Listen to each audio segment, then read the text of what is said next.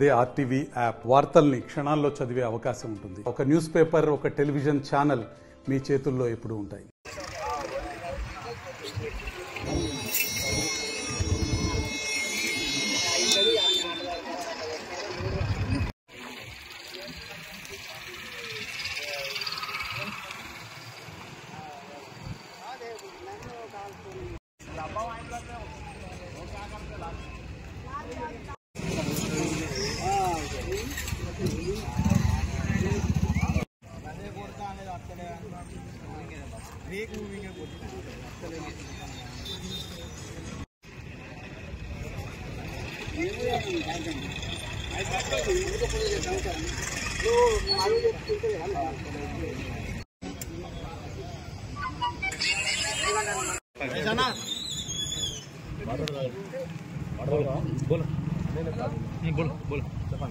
Survey number 22లో 2016లో నాకు 10% వాటా రాసిచ్చింది.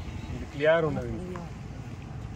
2016లో 2017, 18, 19లో నా ఇంట్లో అందరు చనిపోయారు.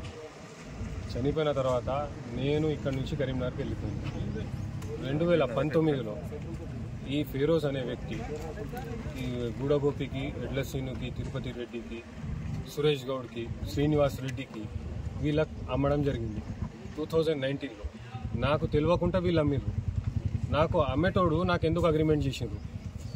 అమ్మిన తర్వాత నేను పోయి అడిగితే నీతో ఏమవుతుందో పీక్కొప్పు, నీతో ఏం కాదు, నువ్వు పోలీస్ ద్వారా పోయినా కానీ నా బావ ఉన్నాడు పాషా కానిస్టేబుల్, ఆయన చూసుకుంటాడు, ఎస్బీ రిజ్వాన్ ఉన్నాడు, ఆయన కూడా చూసుకుంటాడు అని ఈ ఫిరోజ్ చెప్పుడు.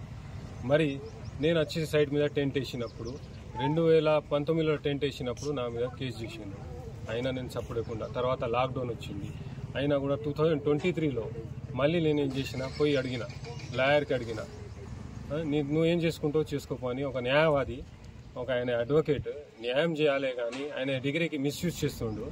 ఏమైనా ఉంటే నేను కోర్టులో చూసుకుంటా, నీ మీద డిఫార్మేషన్ కేసు ఇస్తా, అది ఇది అని చెప్తుండు. మళ్ళీ ఏం చేసిన, నేను 2023లో చిన్న టెంట్ వేసిన, పిలిపించి నువ్వు ఈ డబ్బులు పెట్టిన డబ్బులు కావు, నీ కమిషన్ డబ్బులు అది ఇది అని చెప్తే, సరే ఏదో ఒకటి నేను ఇళ్ళకి వెళ్ళిపోవాలి. 30 లక్షలకి నాకు ఒప్పందం చేసిండ్రు. 2.5 లక్షలు నాకు ఇచ్చిండ్రు. మిగతా డబ్బులు వచ్చేసి నేను మార్చి నెలలో ఇస్తానని చెప్పిండ్రు. మార్చి పోయింది, ఏప్రిల్ పోయింది, మళ్ళీ మార్చి పోయింది, జూలై, ఆగస్టు, జూన్ వరకు వచ్చింది. ఇప్పుడు కూడా నిన్న ఫోన్ చేస్తే వాళ్ళు ఏం చేస్తున్నారు అంటే, నువ్వు న్యూసెన్స్ చేస్తున్నావు కాబట్టి డబ్బులు ఆగుతున్నాయి అని అంటారు. నా డబ్బులు నేను 10 సంవత్సరాలు ఆగిన బ్రదర్. 10 సంవత్సరాల నుంచి నాకు డబ్బుల కోసం ఆగిన. ఎవరైనా ఆగుతారా? 10 సంవత్సరాలు. చలో నేను ఫేకే, నేను అబద్ధం ఆడుతున్నా, పేపర్ అయితే అబద్ధం ఆడదు కదా. బ్లాక్మెయిల్ చేసి నేను సంతకాలు తీసుకున్నా అట. నా వ్యవహారం చూస్తే నేను బ్లాక్మెయిల్ చేసేటట్టు ఉన్నానా? చిన్న పిల్లగాడు దొబ్బితే పడిపోతాను. నేను బ్లాక్మెయిల్ చేసినాను ఏంటంటే, సిపి గారి దగ్గర ఏంటంటే నా సంతకం కాదు, ఇది ఫార్జరీ అని చెప్పాడు. ఫారెన్సిక్కి పంపిస్తానంటే అదే కాదు సార్ అది నాది అని చెప్పాడు. అబద్ధాలు ఆడు. నాకు ఇప్పుడు న్యాయం జరగకున్నా నేను ఒక్కొని ఎక్కిన, నేను నా పిల్లలని, నా ఫ్యామిలీని తీసుకొని నేను ట్రైన్కి తాకుతా. నాకు ఒకవేళ నాకు ఈ 2 రోజులలో నాకు న్యాయం జరగకుంటే వాళ్ళు నాకు 10 గుంటలు, వాస్తవంగా చూడాలంటే ఈ 10% వాటాకి నాకు 24 గుంటలు చెందాలి. అది కోర్టులో ఉంది అంటారు బ్రదర్ వాళ్ళు. సరే కోర్టులో ఉన్నప్పుడు ఈ గూడగోపి వాళ్ళు ఎట్లా కొనగలరు? 2,10,00,000 వరకు ఇచ్చిండ్రు ఇప్పటి వరకు. ఎట్లా కొనగలరు ఇల్లు? నేను అడిగినప్పుడే కోర్టులో ఉంటుంది. సరే కోర్టులోనే ఉండని బ్రదర్, నేను కూడా సపోర్ట్గానే ఉంటా.